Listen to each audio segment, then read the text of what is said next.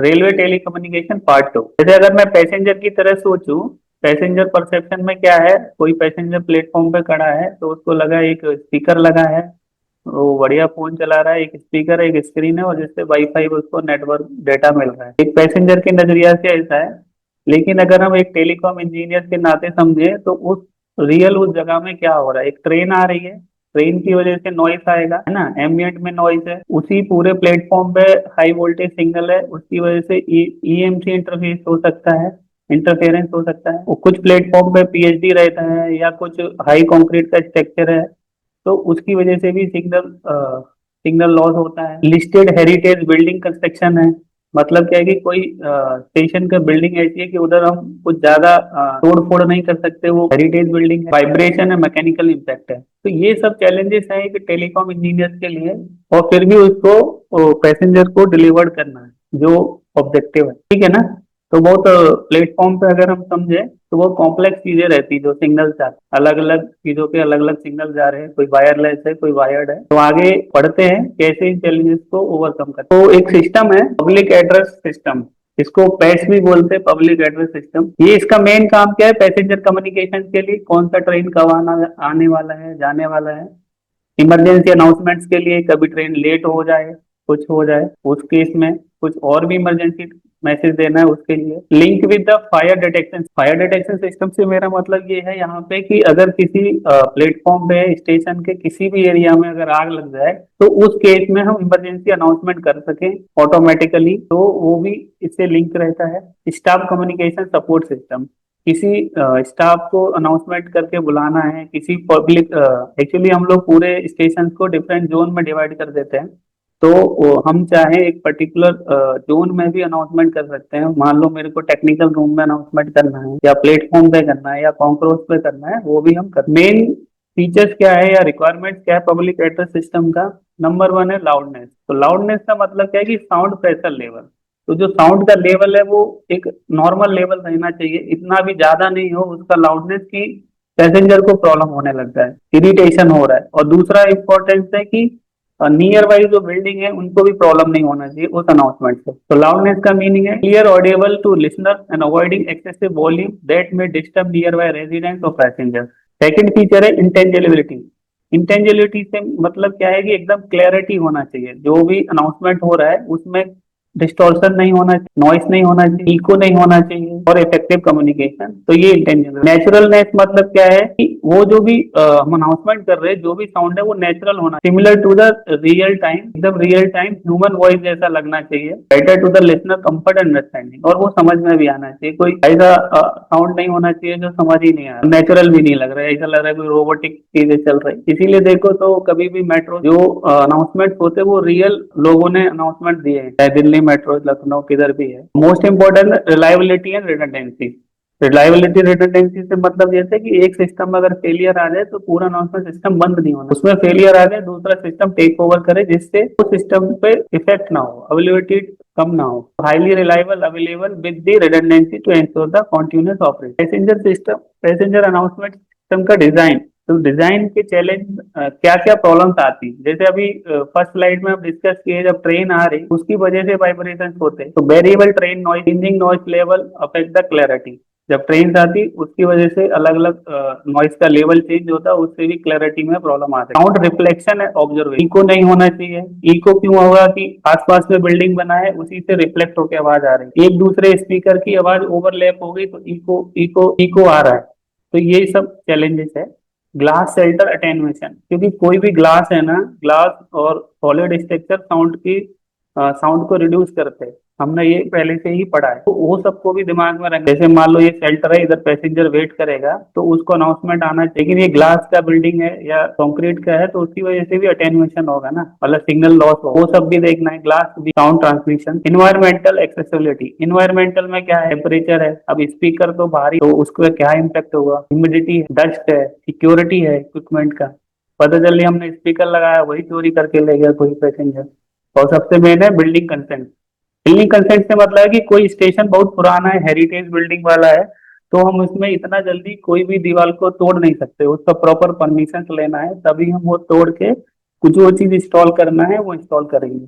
तो वो भी दिमाग में रखना पड़ता है। ये सब चैलेंजेस हैं ये सिस्टम को डिजाइन करना। अभी है passenger announcement system for hearing aid users. Hearing aid user से मतलब क्या है, जो कुछ लोग क्या है अच्छे से सुन नहीं पाते हैं, वो लोग एक डिवाइस लगाते हैं कान में जो उनकी सुनने की क्षमता को इम्प्रूव। तो अभी सोचो वो एक इतने नॉइसी इन्वायरमेंट में वो पैसेंजर खड़ा है, तो उसकी डिवाइस में बहुत सारी आवाज हो सकता है नॉइस की वजह से जो मेन साउंड आना है ट्रेन संबंधित या जो भी अनाउंसमेंट है वो नहीं सुन पाए। तो ऐसी चीजों के लिए एक डेडिकेटेड सिस्टम भी डिजाइन करते हैं जैसे उनको सुनने के लिए फायदा हो। जैसे इसमें क्या रहता है, एक स्पेशली डिजाइन इंडक्टिव लूप बनाते हैं हम लोग। Inductive loop system allow a passenger announcement system to directly transfer sound to the hearing aid. तो उसमें हम लोग एक्चुअली करते क्या है, जैसे एक ये पीए सिस्टम है, ओके, ये माइक है, इससे एक अनाउंसमेंट हुआ, ये एक हमने इंडक्टिव लूप एम्पलीफायर और इंडक्टिव लूप लगा रखा है, ये पूरा लूप है, ये केबल्स पूरा इधर उधर लगा है ना।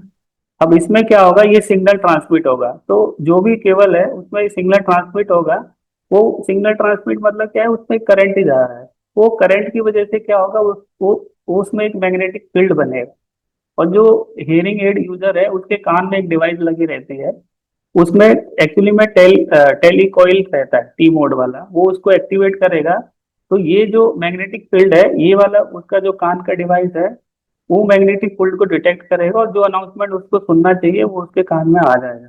तो बाहर की जो नॉइस है वो कम आएगी, जो अनाउंसमेंट आना है वो आए। तो hearing aid with telecoil receive the clear sound directly without the background noise. ये उनके दिमाग में रख के ऐसा सबसे डिजाइन किया। वॉइस अलार्म सिस्टम, इसको भी पब्लिक अनाउंसमेंट सिस्टम ही बोलते हैं। इसमें भी सब साउंड से संबंधित है, जो भी हम अनाउंसमेंट कर रहे हैं। तो इसका मेन काम वही है, passenger safety during emergency, fire, security, threat evacuation. Speech announcement prefer over the bell. Bell और सायरन की जगह हम क्लियर अनाउंसमेंट करके इंस्ट्रक्शन दे रहे हैं, जैसे पहले लोग सायरन बजाते थे, है ना। तो इसमें दोनों फीचर है, हम लाइव भी अनाउंसमेंट कर सकते हैं, प्री रिकॉर्डेड भी कर सकते हैं। Automatic operation emergency broadcast when the alarm is activate, और रिडंडेंस रहता है, एडिक्वेट साउंड लेवल इंटेलिजेंस। दूसरा सिस्टम क्या है मेन, ये है पैसेंजर इंफॉर्मेशन सिस्टम बोलते, कुछ जगह पे पैसेंजर इंफॉर्मेशन डिस्प्ले सिस्टम बोलते, कुछ जगह पे कस्टमर इंफॉर्मेशन सिस्टम बोलते। सब सेम है। पहले क्या होता था, कोई भी ट्रेन जाएगी पहले प्रिंटेड बोर्ड रखते थे कि ये ट्रेन इतने बजे जाने वाली है, इतने बजे आएगी, कौन सा स्टेशन है, ऐसा नॉर्मल लिख के रखते थे। फिर डेवलपमेंट हुआ तो स्लैब डिस्प्लेस आई। स्लैब डिस्प्ले मतलब क्या है, जैसे अगर कभी कोई क्रिकेट मैच देखने गया है ग्राउंड में, तो एक आदमी जैसे रन इंक्रीज होता है तो वो फ्लैग गिराता रहता है, 1 नंबर 2 नंबर ऐसे वो चेंज करता है मैनुअल। तो उसको फ्लैग डिस्प्ले सिस्टम बोलते हैं। तो वो भी इसमें भी मैनुअली काम था।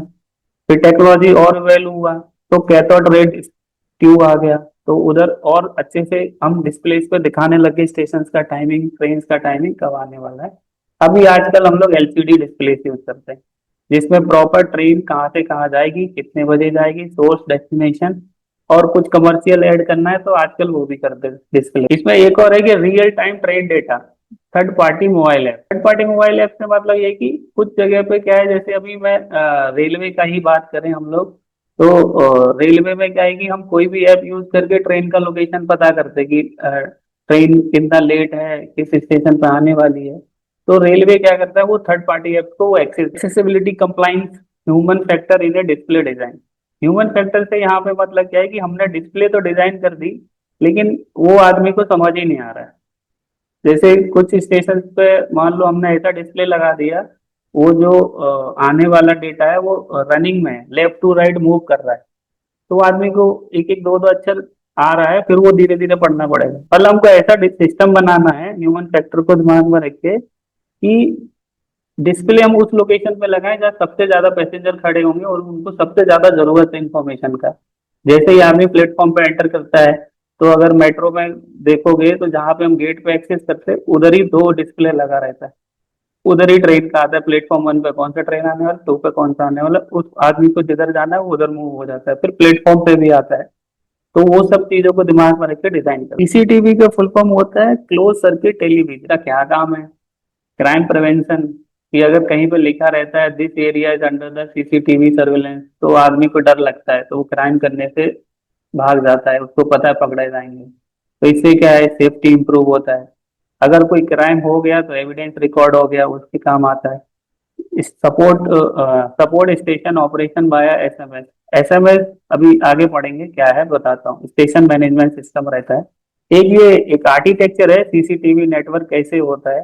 जैसे अलग अलग टाइप के कैमरा होते हैं अपने पास, PTZ camera, fix camera, infrared camera, thermal camera, जो भी कैमरा है टाइप, अलग अलग कैमरा का अलग अलग यूज है ना। वो सब एक सीसीटीवी कंट्रोल सिस्टम में आएगा, मतलब उसके सर्वर पे आएगा, सर्वर से वो राउटर से होते हुए पर्टिकुलर वर्क स्टेशन पे जहाँ जाना है वहाँ उसको दिखने लग जाएगा। ज्यादातर ये सिक्योरिटी रूम्स में रहते हैं, जो सिक्योरिटी वालों को मॉनिटर करना रहता है। फिर हम एक फायर वॉल लगाते हैं, जो अगर ये सेम डेटा मेरे को कहीं दूसरी जगह पे भी भेजना है तो बीच में मेरे को फायर वॉल लगाना पड़ेगा, जिससे आईटी सिक्योरिटी को मेंटेन किया। सबसे मोस्ट इंपॉर्टेंट है इसका रिकॉर्डिंग, इसको हमको सेव भी करके रखना है जो भी हम रिकॉर्ड कर रहे हैं, जिससे हम बाद में चला सके। एक पीटीजेड कैमरा का फुल फॉर्म रहता है पैन टिल्ट जूम। पैन का मतलब क्या है कि आप अप डाउन कर सकते हैं, टिल्ट का मतलब लेफ्ट राइट कर सकते हैं, जूम का मतलब जूम इन जूम आउट कर सकते हैं, जो समझते हैं। तो हम उसी कैमरा को, इसमें क्या एक मोटर लगा रहता है, हम रिमोटली लोकेशन पर यहाँ वर्क स्टेशन पर बैठ के जो ऑपरेशन करना है हम कर सकते हैं। फिक्स कैमरा क्या है कि वो फिक्स है, जिस एरिया को वो कवर कर रहा है वो फिक्स रहेगा, इसको कोई मूव नहीं कर सकता। नेक्स्ट है स्टेशन मैनेजमेंट सिस्टम। एक्चुअली ये सिस्टम क्या है, ये सबसे इंटरफेस होता है, क्लॉक से भी रहेगा, है ना, जो अपना क्लॉक सिस्टम है, सीसीटीवी से भी रहेगा, अनाउंसमेंट सिस्टम से भी रहेगा, पीआईएस मतलब फिक्स सिस्टम से भी रहेगा, पैसेंजर इंफॉर्मेशन या कस्टमर इंफॉर्मेशन सिस्टम से भी रहेगा। ये सब मिलके एक पैसेंजर सर्विस को इफेक्टिवली और इमरजेंसी सिचुएशन को इजीली हैंडल करने के लिए बनाया गया। जैसे एक एग्जांपल समझो कि एक फायर लग गया कॉन्क्रोच लेवल पे स्टेशन पे, तो अब क्या होगा, जैसे ही फायर लगेगा तो ऑटोमेटिकली सीसीटीवी जो उस एरिया में है वो जो वर्क स्टेशन पे आदमी है उसको वो डायरेक्टली दिखने लग जाएगा सीसीटीवी कि उस एरिया में आग लगा है। ओके। सेकंड क्या होगा, जो पैसेंजर अनाउंसमेंट सिस्टम है या public addressing voice announcement system है, उसमें क्या है, ऑडियो ऑटोमेटिकली या प्री रिकॉर्डेड ऑडियो स्टार्ट हो जाएगी कि स्टेशन पे आग लगी है, स्टेशन को खाली करें। ऐसा आता है ना अनाउंसमेंट, और भी कुछ इमरजेंसी अनाउंसमेंट देना है तो वो पैसेंजर को सुनने में लगे। अब कोई आदमी सुन नहीं सकता है, तो जो डिस्प्ले सिस्टम है उस पर क्लियरली जो टाइम टेबल का डेटा आ रहा था उसके लिए जगह पे आ जाएगा इमरजेंसी है एग्जिट करो, और उसके लिए आ जाएगा इस तरफ से बाहर निकलो, ऐसा करके। तो ये सब इंटरफेस है एक दूसरे से, इससे क्या है, इमरजेंसी सिचुएशंस को हैंडल करने में इजी रहता है। बोलो फिर आगे बढ़ा जाए। सर इसे एक बार और एक्सप्लेन कर दीजिए। ओके, देखो अभी हमने पैसेंजर अनाउंसमेंट सिस्टम सुना, मतलब जो भी हाँ। ऑडियो से संबंधित है वो है। एक हमने सीसीटीवी देखा जो सेफ्टी सिक्योरिटी एविडेंस क्रिएट करने उसके लिए। एक हमने पैसेंजर इंफॉर्मेशन डिस्प्ले सिस्टम पढ़ा या कस्टमर इंफॉर्मेशन, वो क्या है, डिस्प्ले जो आता है टाइम पे, ये ट्रेन आने वाली वाले का टाइम आता है ना, ट्रेन नंबर डेस्टिनेशन सोर्स, और एक क्लॉक सिस्टम रहता है। ये सब एक दूसरे से इंटरफेस है। ये बीच में एक एसएमएस सिस्टम लगाते, स्टेशन मैनेजमेंट सिस्टम, वो वो क्या करता है, इमरजेंसी सिचुएशन को हैंडल करने में इजी बनाता है। जैसे एग्जांपल समझो, किसी स्टेशन पे कॉकरोच में आग लग गया। ओके। अब जैसे ही फायर अलार्म आएगा तो सीसीटीवी जो उस एरिया का है, जो आदमी वर्क स्टेशन पे सीसीटीवी को मॉनिटर कर रहा है, वो कैमरा ऑटोमेटिकली पॉपअप आएगा और वो कैमरा बड़ा हो जाएगा, तो उसको देखने लग जाएगा कि एक पर्टिकुलर जोन में आग लगा है। ठीक है ना। फिर दूसरा पैरेलली सिस्टम क्या होगा कि अनाउंसमेंट होने लग जाएगा, audio to broadcast pre recorded evacuation photo. तो अब अनाउंसमेंट क्या होगा कि स्टेशन पे आग लग गई है, स्टेशन खाली करो, ऐसा करके मान लो जो भी हमने प्री रिकॉर्डेड किया है वो अनाउंसमेंट होने लगा। अनाउंसमेंट के साथ साथ जो डिस्प्ले पे टाइम आ रहा था ट्रेन का आने वाला जाने वाला, वो ना आके अब इमरजेंसी अनाउंस आने लग जाएगा कि स्टेशन में आग लग गई है, एग्जिट करो, ये डिस्प्ले पे लिखा हुआ आने लग जाएगा। तो ये सब एक दूसरे से इंटरकनेक्ट है। ओके। तो इमरजेंसी सिचुएशन को हैंडल करने के लिए इजी। आपको तो स्टेशन का प्लेटफॉर्म कितना बड़ा है, स्टेशन कितना बड़ा है, अब एक एक पैसेंजर को जाके नहीं बता सकते ना, आग लगी है चलो भागो खाली करो, है ना। तो उसके लिए ये पूरा सिस्टम एक दूसरे से इंटरफेस है, तो इमरजेंसी सिचुएशन को हैंडल कर, इसी को हम एसएमएस बोलते हैं, स्टेशन मैनेजमेंट। भी सीसीटीवी डिजाइन रिक्वायर, अब कोई भी सीसीटीवी हमको डिजाइन करना है तो उसमें क्या दिमाग में रखना है एक टेलीकॉम इंजीनियर को, वो है ये, है ना। नंबर वन है फंक्शनल कवरेज।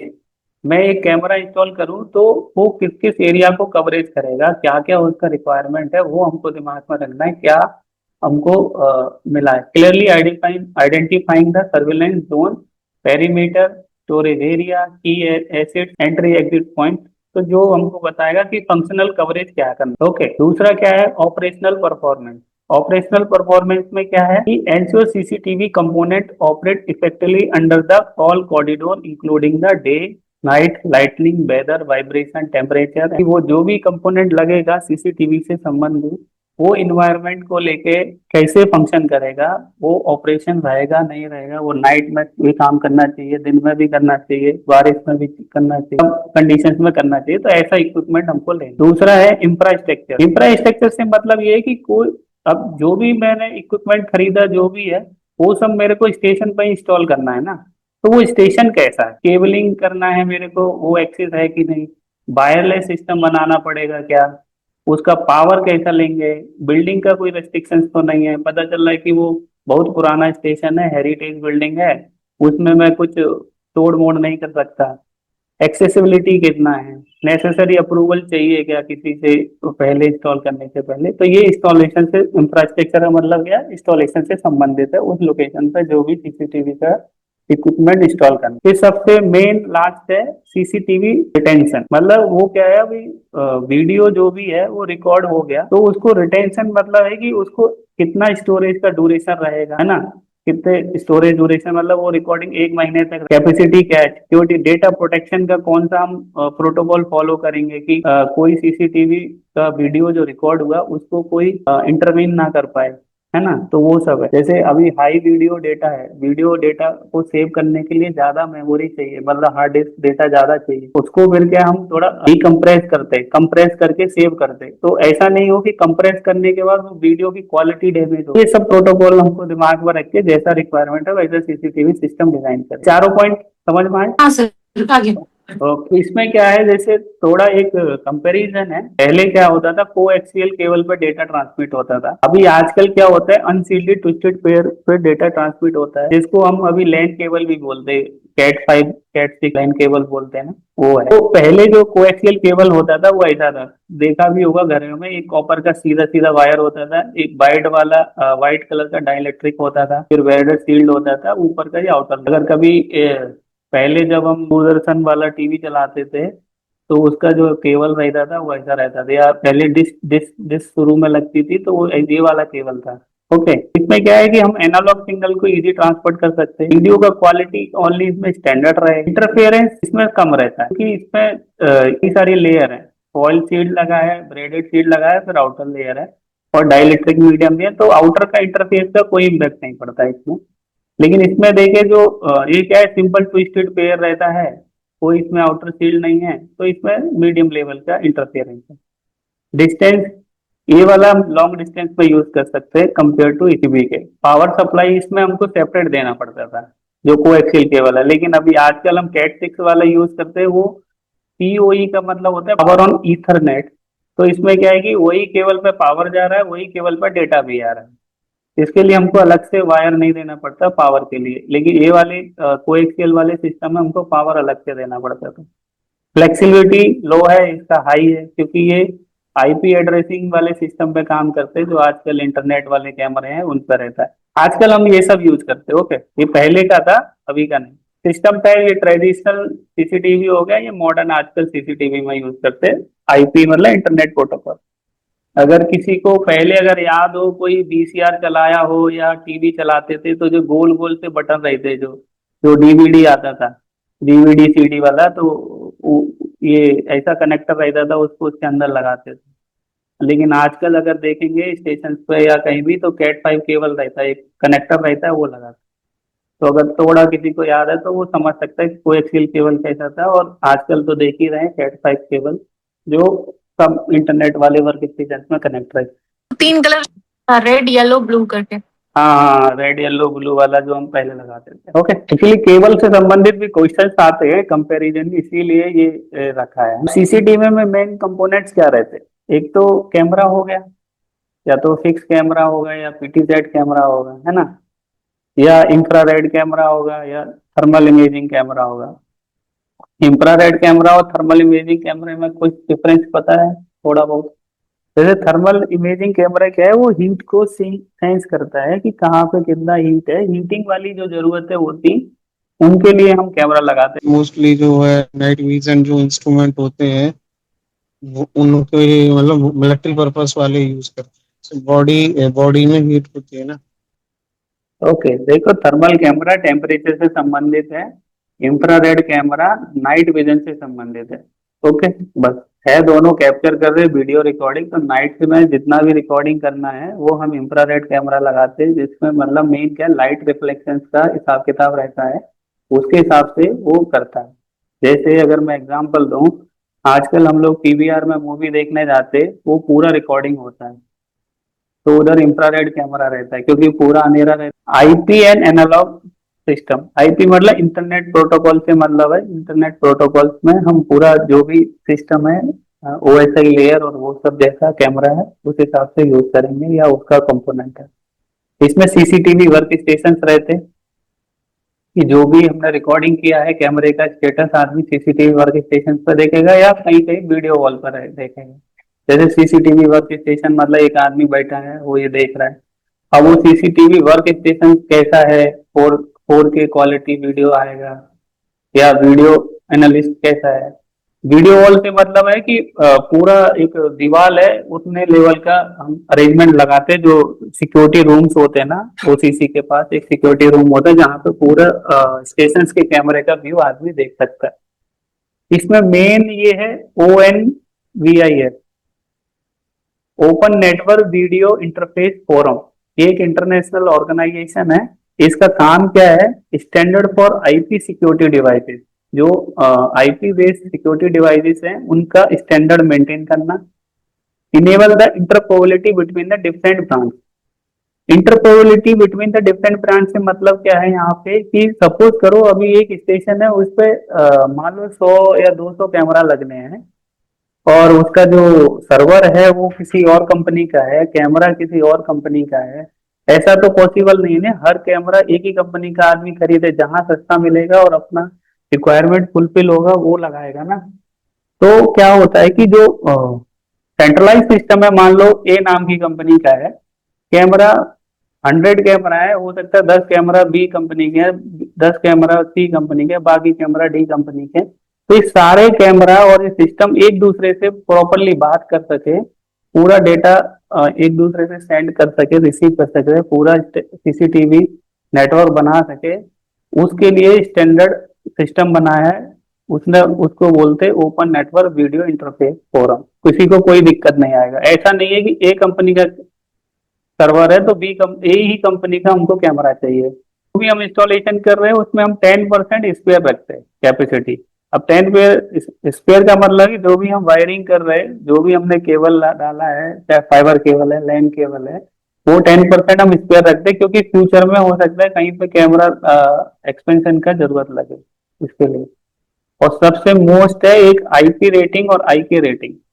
ये आईपी अलग है, ये इंटरनेट प्रोटोकॉल नहीं है, इसको हम बोलते हैं इंग्रेस प्रोटेक्शन। ओके, ये क्या होता है ये मैं बताता हूँ। ये आईपी का फुल फॉर्म क्या है, ये इसको बोलते हैं इंग्रेस प्रोटेक्शन। एक्चुअली हम कोई भी डिवाइस लगाते हैं, चाहे कैमरा हो, चाहे सिंगल लिंक का सिस्टम हो, चाहे हम लैपटॉप खरीदे, कुछ भी खरीदे, एक आईपी रेटिंग होता है। आईपी रेटिंग से हमको ये पता चलता है कि वो डिवाइस जो है वो कितना डस्ट प्रूफ है और कितना मॉइस्चर प्रूफ है। ये दोनों पैरामीटर को ध्यान में रख के आईपी रेटिंग दिया जाता है। एक तो वर्ड पानी से कितना वो प्रूफ है और दूसरा वो डस्ट से, इसको बोलते हैं आईपी रेटिंग। इसका फॉर्मेट ऐसा रहता है, IPXY। एक्स जो है डस्ट प्रोटेक्शन के लिए यूज होता है, इसका 0 से 6 रहता है। इसका मतलब किसी का मान लो 0 आ रहा है, किसी में 1 आ रहा है, किसी में 2 आ रहा है, किसी में 4, ऐसा मैक्सिमम 6 तक जाता है। बाई वाला वेरिएबल हमको वाटर प्रोटेक्शन से बताता है, 0 to 9 होता है इसमें। जैसे एग्जाम्पल समझो IP34 है, तो ये इंडोर कैमरा है, इंडोर कैमरा के लिए हम IP34 यूज करते हैं। तो अब 3 का मतलब क्या है, ये डस्ट प्रोटेक्शन है। ओके, तो अब इंडोर में ये कैमरा लगा है, किसी रूम के अंदर कैमरा, तो ऑब्वियसली बात है डस्ट इतना नहीं होगा, तो डस्ट कम होगा, इसीलिए इसमें ये 3 है। हाईएस्ट रेटिंग क्या है? 6 है। तो आउटडोर वाला जो होगा उसके लिए हमको ज्यादा चाहिए, वो इसमें 6 है। ओके, अब ये इंडोर में लगाए तो वाटर भी तो आने के चांसेस भी कम है ना, इसलिए 4 है। ओके, ऐसे आउटडोर में है तो पानी आने के चांसेस ज्यादा है, तो 5 है। इसको और डिटेल में पढ़ोगे तो एक बार देखना, तो समझ में आ जाएगा। ये समझ में आया आईपी क्या है? अरे यस सर। ठीक है। दूसरा रेटिंग होता है आई के रेटिंग। आई के रेटिंग क्या है? मैकेनिकल इम्पैक्ट है, या इसको इम्पैक्ट प्रोटेक्शन बोलते हैं। इसका मतलब क्या है कि जैसे मान के चलो मैंने एक कैमरा इंस्टॉल किया है एक दीवार पे, तो वो उसका मैकेनिकल प्रोटेक्शन कितना है? वो ऐसा तो नहीं कि थोड़ा सा वाइब्रेशन होगा नीचे गिर जाएगा, क्योंकि नीचे इतने सारे पैसेंजर है तो प्रॉब्लम हो जाएगा, है ना। तो आई की रेटिंग ये डिसाइड करती है कि उसका मैकेनिकल इम्पैक्ट कैसा है, वो वेंडलिज्म कैसा है, शॉक मतलब वो वाइब्रेशंस को कितना बियर कर सकता है, हिट्स को कितना बियर कर सकता है। तो ये दो रेटिंग्स को हम फॉलो करते हैं, ठीक है ना। तो protection against dust and water, और आई के फिजिकल इम्पैक्ट को। ओके, जैसे एग्जांपल IP65, आउटडोर कैमरा के लिए IP65 यूज करते, ये आई के 10। तो वेंडलिज्म प्रोटेक्शन है कि चोरी भी ना हो, पता चली आदमी नेक हाथ लगाए कैमरा निकाल के ले गया, है ना। सेफ्टी एंड ड्यूरेबिलिटी, और ऐसा भी नहीं हो कि थोड़े से वाइब्रेशन से कैमरा किसी के सर के ऊपर गिर गया। पावर है सिक्योरिटी कंसिडरेशन, तो जो भी हम यूज कर रहे, एक तो क्लीन पावर चाहिए। क्लीन पावर मतलब यूपीएस से पावर चाहिए जिसमें रिपल फैक्टर नहीं हो, वो सब चाहिए। और उसका बैकअप भी चाहिए कि अगर यूपीएस फेल हो जाए तो बैटरी से लोड चले, लाइक दैट। क्योंकि हमको कॉन्टिन्यूअस रिकॉर्डिंग चाहिए ना, ऐसा नहीं कि बंद कर दें 15 मिनट के लिए, है ना।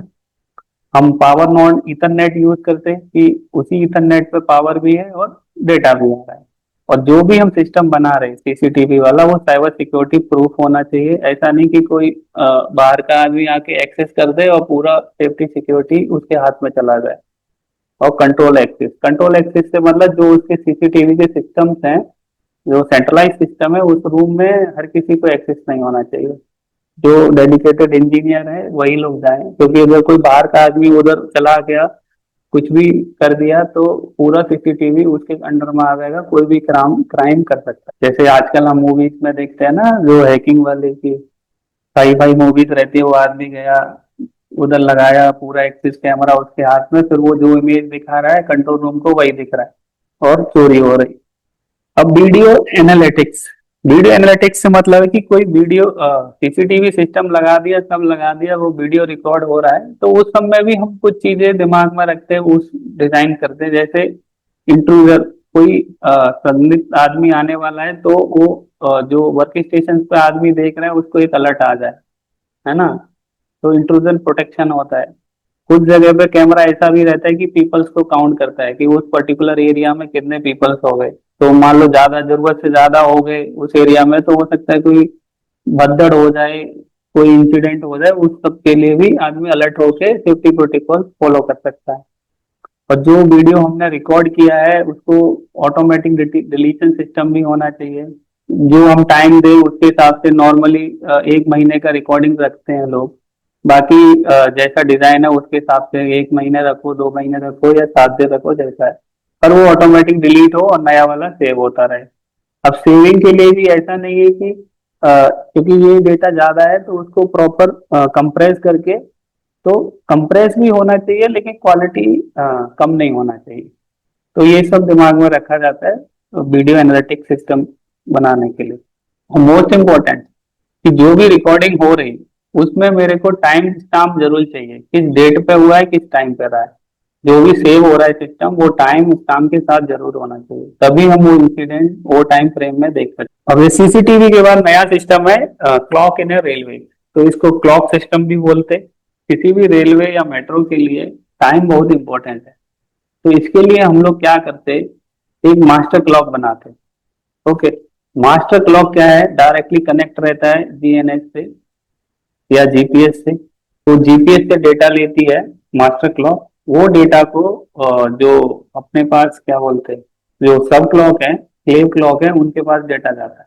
इन्हें समझते ना, ग्लोबल नेविगेशन सैटेलाइट सिस्टम या जीपीएस। ओके, अब क्या हुआ, वो एक्यूरेट टाइम हमको जीपीएस से मिल गया। वो एक्यूरेट टाइम को हम जो स्टेशन पे क्लॉक लगा है, जैसे कुछ एनालॉग क्लॉक भी होता है स्टेशन पे, कुछ डिजिटल क्लॉक्स होता है, ये वाला डिजिटल क्लॉक है, तो वो डेटा को उधर भेज देंगे। प्रॉपर प्लेसमेंट और विजिबिलिटी, प्रॉपर प्लेसमेंट विजिबिलिटी का मतलब है ऐसा लोकेशन पे लगाना है जो सबको इजी दिखे और जहाँ पे पैसेंजर ज्यादा हो। तो इन इंटरनेट कनेक्टिविटी, ये क्या है आजकल मॉडर्न वर्ल्ड में, ये धीरे धीरे कंपलसरी जरूरत बनता जा रहा है कि जो पैसेंजर ट्रेवल कर रहा है, और स्पेशली इन रेलवे, क्योंकि उसका जर्नी 24 आवर्स का है, 10 आवर्स का है, उस टाइम फ्रेम में उसका नेटवर्क भी आना चाहिए ट्रेन में, और वो उस टाइम पे जो काम करना चाहता है वो काम कर सके। ठीक है, इसका सेंस वो, इसका मतलब उससे है। तो अब उसको ट्रेन में रह के करना क्या है कि वो पैसेंजर को वाईफाई मिले, रियल टाइम में वो टिकट बुक करना है तो बुक कर सके, सीट रिजर्वेशन करना है कर सके, या कोई उसको ऑफिस का काम करना है अपना ऑफिस का काम कर सके, जिससे उसको ट्रेन में इंटरनेट प्रॉपरली मिले। लेकिन रियल में ऐसा होता नहीं है कि ट्रेन में नेट नहीं चलता है। हम लोग भी ट्रेन में ट्रेवल करते हैं तो नेट नहीं चलता है, कुछ ही लोकेशन पे चलता है। उसका रीजन क्या है, एक तो हम मूव कर रहे हैं एक सर्टेन स्पीड पे, 100 किलोमीटर पर आवर, 200, तो जो अपना फोन का नेटवर्क है, चाहे वो 4G है या 5G है, और दूसरा क्या है कि हम एक मेटल वाले बॉक्स के अंदर ट्रेवल कर रहे हैं, तो मेटल जो भी होती है वो सिग्नल्स को रिफ्लेक्ट करती है, तो उसकी वजह से क्या होता है, वो सिग्नल आ नहीं पाता है। और दूसरा क्या है कि वो जो ट्रेन मूव कर रही है वो रिमोट एरिया में कर रही है, मतलब गांव देहात है, उधर ऑलरेडी सिग्नल वीक है। ये सब रीजन की वजह से हमको ट्रेन में डेटा नहीं मिलता है, मतलब ट्रेन में इंटरनेट नहीं चल रहा। तो bye there construction, rail vehicle distort the RF signal, radio frequency signal. Okay, yes sir, okay. ये सब रीजन की वजह से ट्रेन में इंटरनेट नहीं चल रहा है। अब उसके लिए हमको क्या करना है, करते हम मोबाइल कम्युनिकेशन गेटवे बनाते। जैसे हमारे यहाँ पे तो नहीं है, लेकिन यूरोप वगैरह में ट्रेन में भी इंटरनेट अच्छे से चलता है, और कुछ जगह वो लोग इम्प्लीमेंट भी कर रहे हैं। तो मोबाइल कम्युनिकेशन गेटवे लगाते, जिससे क्या है कि वो जो सिग्नल 2G 5G जो उसका आ रहा है वो उधर आ सके। दूसरा हम ये लगाते DOVR, ठीक है, डिजिटल ऑनबोर्ड रिपीटर बोलते हैं। इसका काम क्या है कि जो सिग्नल कम स्ट्रेंथ का है उसको वो एम्पलीफाई कर सके और सिग्नल स्ट्रेंथ मिल सके। तो ये जो हमारा प्रॉब्लम था, ये केस की वजह से जो सिग्नल रिफ्लेक्ट हो रहा था, अब सिग्नल ट्रेन के अंदर आ जाएगा तो उससे इंटरनेट कनेक्टिविटी अच्छे से हो ही। तो MCG and DOER work in tandem to amplify the external signal and aggregate them into the seamless internet Wi-Fi to cloud. So is the real time ticketing and passenger browsing. उसको जो भी browse करना है वो करे। ये समझ में आया कि ऐसे हम कर सकते हैं, seamless internet via wifi cloud. ठीक है, ये लास्ट है। तो डिफरेंस क्या है रेलवे और पब्लिक टेलीफोन टेलीकम्युनिकेशन सिस्टम में, है ना। ये रेलवे कम्युनिकेशन भी है, और बाहर हम जो देखते हैं पब्लिक टेलीकम्युनिकेशन भी। पब्लिक मतलब जैसे हम मोबाइल फोन ये सब यूज करते हैं ना, वो उससे मतलब है। या ऑफिस में भी टेलीकम्युनिकेशन रहता है सिस्टम, लोग फोन लगाते हैं, वहाँ भी जो बड़े बड़े ऑफिस होते हैं वहाँ फोन का नेटवर्क रहता है, वहाँ भी क्लॉक रहता है, वो लोग भी अनाउंसमेंट सिस्टम बनाते हैं, मोबाइल का नेटवर्क है। तो दोनों रेलवे और पब्लिक टेलीकम्युनिकेशन सिस्टम में डिफरेंस क्या है। एक तो है ऑपरेटिंग इन्वायरमेंट, रेलवे में क्या है, harsh high EMC extreme vibration metal chassis interface, जो हमने जो सबसे पहला इमेज था वो ये सब है। ये सब इन्वायरमेंट में हम डील कर रहे हैं रेलवे में।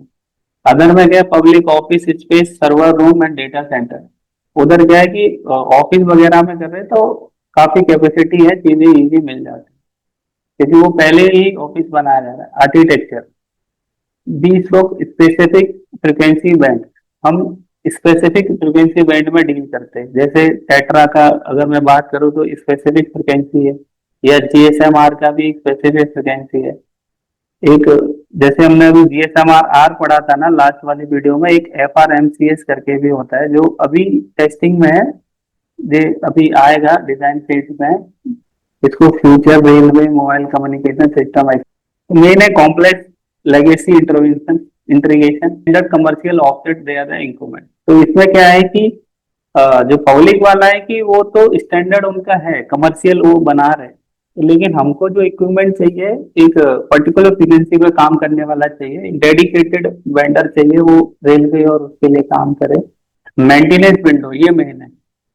रेलवे और रेलवे के लिए require several restriction, restricted plan line position and the electrical isolation. मतलब हम मेंटेनेंस तभी कर सकते हैं या तो ट्रेन बंद हो तभी कर सकते, लेकिन पब्लिक वाले को कभी भी कर सकते, उनका एक्सेस एक्सेस लेने में ज्यादा प्रॉब्लम नहीं है। लेकिन हम लोग को क्या है, एक्सेस लेने में बहुत प्रॉब्लम है। जैसे मेट्रो में क्या है कि हम नाइट में ही मेंटेनेंस करते हैं जब ट्रेन बंद रहता है। Four purpose safety critical and absolute operational necessary. हमारा मेन पर्पस क्या है कि सेफ्टी, और दूसरा ऑपरेशनल रिक्वायरमेंट जो चाहिए वो फुलफिल होगा। इधर क्या है, total commercial convenience and profit driven service. IRSC module a preparation के लिए सब्सक्राइब करें। Thank you for watching, like share and comment.